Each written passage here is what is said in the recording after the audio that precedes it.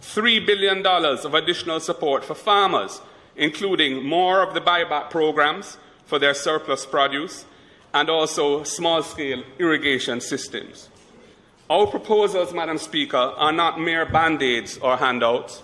They are strategic investments in the Jamaican people and the society as a whole. Our proposed investments in broadband, agriculture, expanding digital penetration, and promoting digital literacy would help to retool and reposition the Jamaican economy. They would build greater economic resilience by upgrading and leveraging our tech infrastructure and skills. They would position Jamaica to function at a significantly improved level of economic performance in a post-pandemic world when that comes. Madam Speaker, our approach is consistent with our proven commitment to achieving debt sustainability.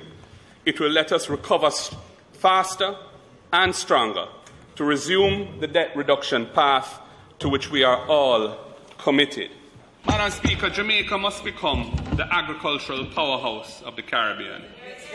I know that Caricom is promoting an increase in regional trade with an emphasis on food security. That is timely and welcome. Jamaica can and should lead the way in achieving this as part of building the Jamaican Dream. Madam Speaker, a month or so ago, there was some talk about issuing permits for imported chicken parts as a response to the rising price of locally grown chicken. This has been caused by this spike in the price of chicken has been caused by the increase in the cost of inputs, especially feed. It is not due to a shortage of supply, of chicken supply. There's no shortage there. Imported chicken receives massive subsidies from foreign governments. Importation, when there is no shortage of local supply, unleashes unfair competition against the local industry. This industry includes many, many thousands of backyard farmers who depend on it for their livelihoods. Madam Speaker, undermining local producers cannot be good policy. Sustainable recovery also means that food security must be high on the agenda, and this entails a robust agricultural policy. We must improve farm roads, irrigation systems, and storage systems. We must encourage greater flows of capital into agro-processing. We must assist exporters to penetrate new markets and protect our valuable brands.